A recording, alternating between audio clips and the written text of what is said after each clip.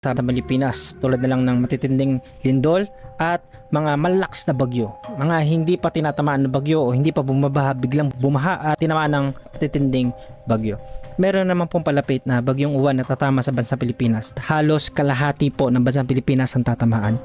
Hindi pa nga lang po naglalandfall dito sa PAR, pero nararamdaman na po yung hangin. Actually po, dito sa Region 1 sa La Union, mula po sa matinding bagyo po, signal number 4, doon po sa nakaraang bagyo po sa atin dito, ay meron na naman. Be alert mga kapatid. I want you to be prayerful and vigilant, kasi kapag binaha ka na, pwedeng panghinaan ka ng loob, tulad lang ng nangyari po sa atin dito. So, be alert mga kapatid. Tulad na lang ng mga paalala ng Biblia patungkol sa mga lingkod ng Panginoon, kapag may darating na sakuna, lagi nagpapadala ang Panginoon ng witness or nagpapadala siya ng propeta para paalalahanan. So, alam niyo naman po, nasa last days tayo, gagamit ang kaaway para tayo ay pabagsakin. Now, lahat tayo nakakaramdam po niyan. Mapamayaman, mapamahirap, talagang matindi po yung kalamidad ngayon. Kasi nga, papalapit tayo doon sa second coming of Jesus Christ at mararanasan natin yung mga senyalis po. Kasi papalapit tayo doon sa tribulation period. Ang gusto ko lang pong sabihin sa inyo mga kapatid, maging payapa tayo habang nagpe-prepare po tayo. Kasi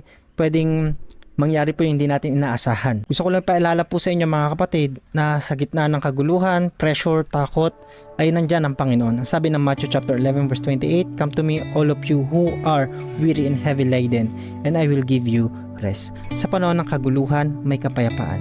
Peace is not the absence of conflict. Peace comes from the presence of God. Gusto ko po na palalahanan kayo na merong Panginoon na mag-iingat sa atin. God bless mga kapatid, maunawaan natin yung mensahe ng Panginoon, bakit nagkakaroon ng ganitong mga